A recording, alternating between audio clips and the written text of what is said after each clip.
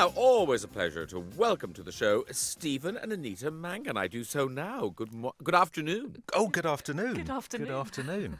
Yeah, that happened. That happened already. Yeah. Suddenly, that time goes. And it's the 25th of November. That means, I've just realised, which means exactly 1 month till Christmas hits us. Panic. Panic. Oh, you had to bring it up. Well, you had to bring it up. I because, had of to course, bring it up. Yes, the two of you are now part of every child's Christmas because you bring us... Is this your third book together? Fourth, I know. Oh, wow. You should know. This one's called The Great Reindeer Rescue. So who wants to tell us the story? Stephen, Anita? I'm the older brother, so I'll go first. Oh, all right. Anita. Okay, cool. Is that right?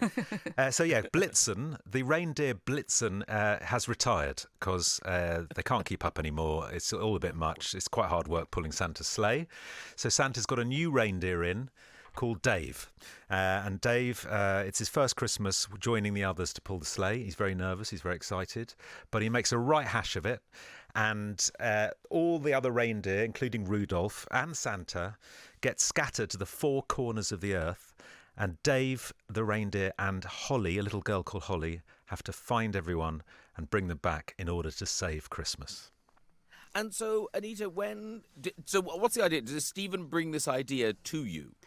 He writes it all, and then I get the script, and I have to then draw the pictures. But he knows that horses are quite challenging to draw, so he made a book about loads of reindeer, basically. But also, not just that, but also you must think, oh, don't make me draw reindeers, because like everyone's, we all know we all have a kind of animated reindeer in our heads. Well, these are quite different, aren't they? Dave. They are quite different. Dave's got sort of Elton John sort of star glasses sunk on, and a party hat, and then Rudolph's got a shaved eyebrow. Yeah. Woo! He's always very trendy. He's very main character energy, Rudolph. He really thinks of himself as the big I am. He's quite annoying in the book. I don't know what he's like in real life. How does Rudolph end up in Vegas? Well, the reindeer all kind of end up in a sort of place that is appropriate to who they are. Through this sort of magical explosion that happens. I should say that Holly's house is one of those houses that's decorated with a million Christmas lights. Every neighbourhood has one where the person who lives there goes absolutely bonkers for Christmas. And there are 40 fake Santas crawling up the outside of the building, and there's lights everywhere.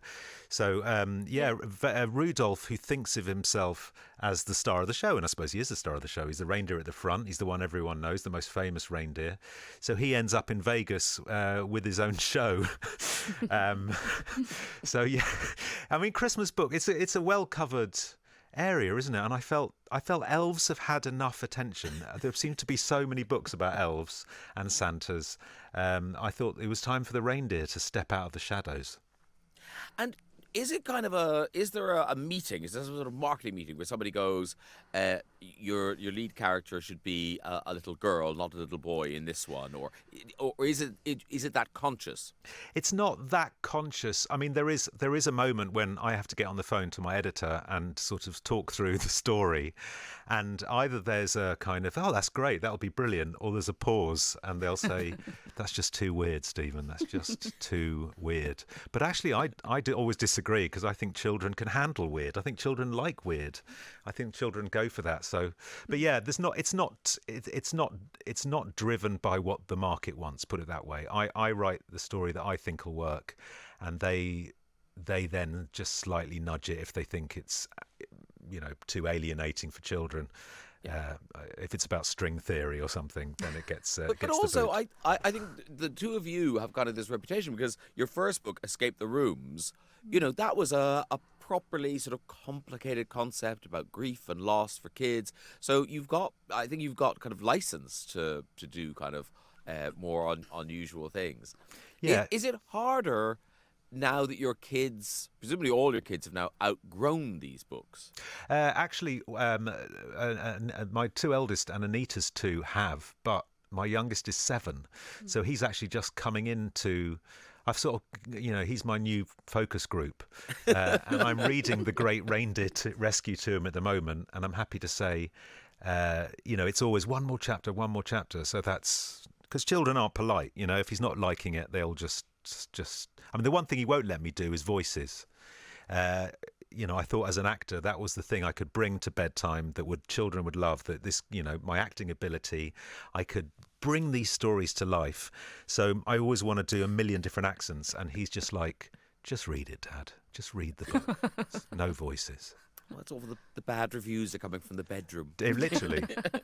In the beginning, I'm sure you were very respectful of each other's feels, the writer, the illustrator. Is there a bit more kind of push and pull now? I don't know. I think we're still keeping to our lanes, and I did actually manage to get a few words into this book. Stephen said, he's the writer and I'm the illustrator, and never the twain shall meet. And I actually put a few words in. Outrageous. I know.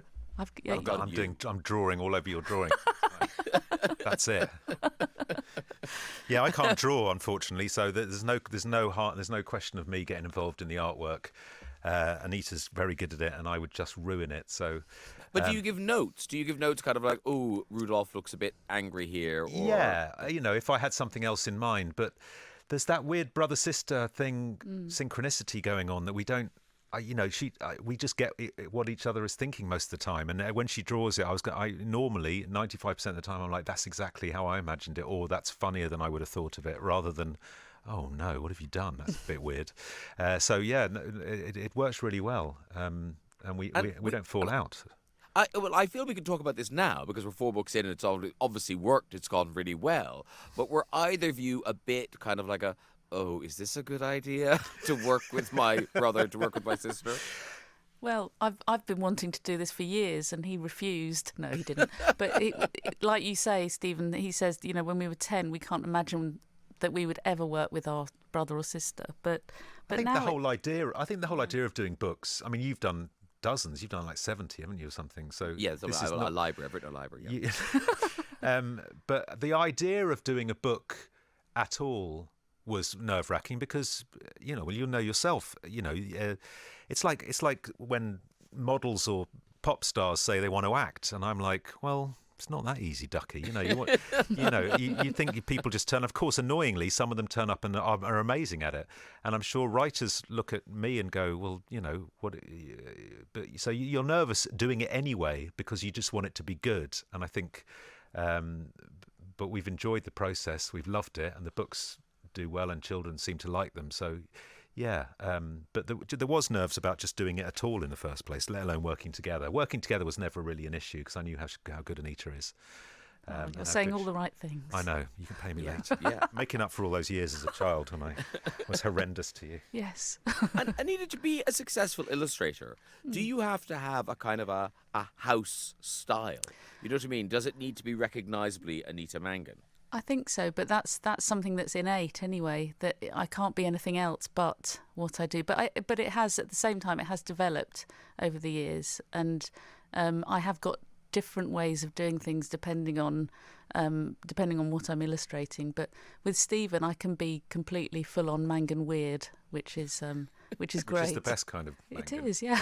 I like that. It's now Mangan weird. It's a whole genre. You'll find it in Waterstones. And how far ahead do you now plan? Like, is book 5 kind of in the works, or you would be heady with the success of this one? Halfway through the first draft of book 5 as we speak. Yeah, in fact, I shouldn't be sitting here. I should be at home. Exactly. I can feel that daily word count is looming, and I need to get back and try and get into it. Yeah, so the publishing world waits for no man or woman, or reindeer.